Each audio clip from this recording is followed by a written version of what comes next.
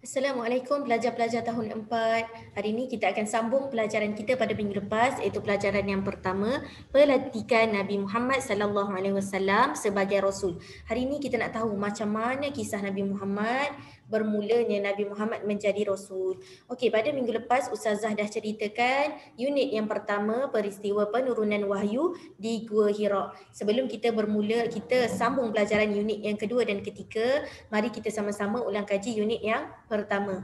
Ketika Nabi Muhammad berumur 40 tahun, Nabi Muhammad pergi beruzlah, iaitu mengasingkan diri. Nabi Muhammad pergi berseorangan ke Gua Hira di atas Jabal Nur. Jabal Nur adalah sebuah nama bagi sebuah bukit. Tujuan Nabi Muhammad pergi ke atas Jabal Nur adalah untuk menjauhkan diri dari kesesatan kaum jahiliah yang suka berbuat maksiat dan suka menyembah berhala. Okey, pada malam 17 Ramadan, Nabi Muhammad didatangi oleh malaikat Jibril. Malaikat Jibril menyuruh baginda membaca, tetapi baginda berkata, "Aku tidak tahu membaca." Malaikat Jibril pun terus memeluk baginda dengan kuat sehingga Nabi Muhammad rasa lemas. Lalu malaikat Jibril melepaskannya. Kemudian malaikat Jibril pun peluk lagi Nabi Muhammad.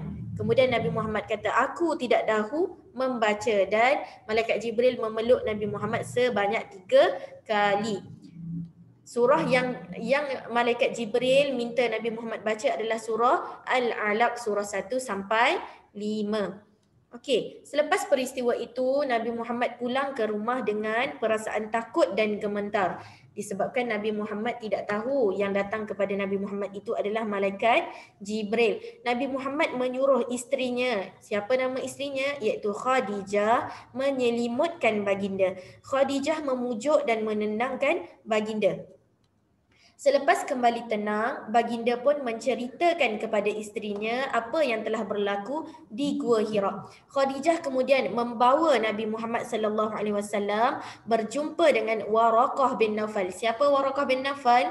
Waraqah bin Naufal iaitu sepupu Khadijah. Waraqah bin Naufal pun menjelaskan bahawa baginda telah didatangi oleh malaikat Jibril dan dilantik menjadi rasul. Itu adalah permulaan kisah bagaimana mula-mula Nabi Muhammad menjadi rasul. Hari ini kita nak sambung unit yang kedua, iaitu dakwah secara rahsia.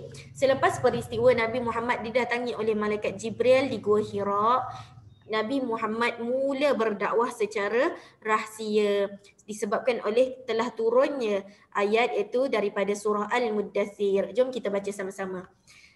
Bismillahirrahmanirrahim. Ya ayyuhal muddathir qum fa'anzir wa rabbaka fakabbir wa thiyabaka fatahhir warrujza fahjur. Maksudnya, wahai orang yang berselimut. Maksudnya, wahai orang yang berselimut itu siapa? Iaitu Nabi Muhammad. Bangunlah serta berilah peringatan dan amaran kepada umat manusia dan Tuhanmu. Maka ucaplah dan ingatlah kebesarannya.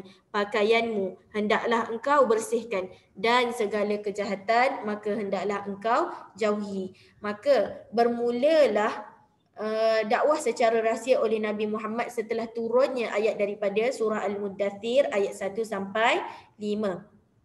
Kemudian apakah sebab dakwah secara rahsia? Kenapa Nabi berdakwah secara rahsia? Kerana Nabi Muhammad tidak mahu orang ramai terkejut dengan sesuatu yang baru yang mereka tidak pernah dengar dan alami sebelum ini. Sebelum ini tidak pernah ada ajaran agama Islam di kalangan masyarakat Mekah. Jadi Nabi Muhammad tidak mahu orang-orang Mekah rasa terkejut dengan perubahan yang dibawa oleh Nabi Muhammad.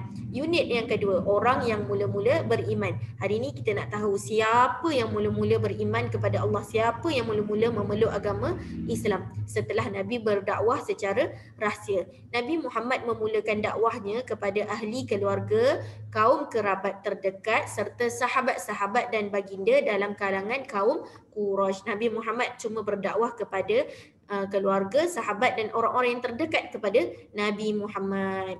Okey, antara sahabat-sahabat yang mula beriman kepada Allah adalah yang pertama, Khadijah binti Khuwailid. Siapa Khadijah binti Khuwailid? Iaitu isteri Nabi Muhammad Nabi Muhammad.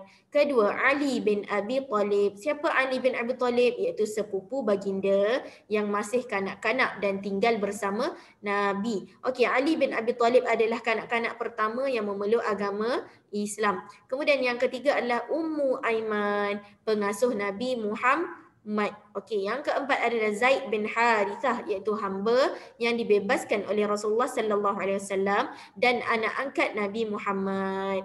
Beliau adalah anak angkat. Apa itu anak angkat? Itu bukan daripada anak angkat ni adalah bukan dari anak kandung Nabi Muhammad. Bukan anak sebenar Nabi Muhammad, tapi Nabi Muhammad anggap seperti anak sendiri. Kemudian nombor 5, Abu Bakar bin Abi Quhafah, iaitu teman rapat Rasulullah sallallahu alaihi wasallam, sahabat Nabi lah Abu Bakar bin Abi Quhafah ni. Kemudian nombor 6, Uthman bin Affan. Nombor 7, Az-Zubair bin Al-Awwam, Abdul Rahman bin Auf, Talhah bin Ubaidillah dan Sa'ad bin Abi Waqqas. Ni semua adalah sahabat-sahabat yang Nabi yang diajak oleh Abu Bakar. Ni Abu Bakar yang mengajak Uthman bin Affan, Az-Zubair bin Awam, Abdul Rahman bin Auf, Talhah bin Ubaidillah, Sa'ad bin Abi Waqqas untuk sama-sama masuk ke dalam agama Islam. Okey, itu sahaja untuk hari ini.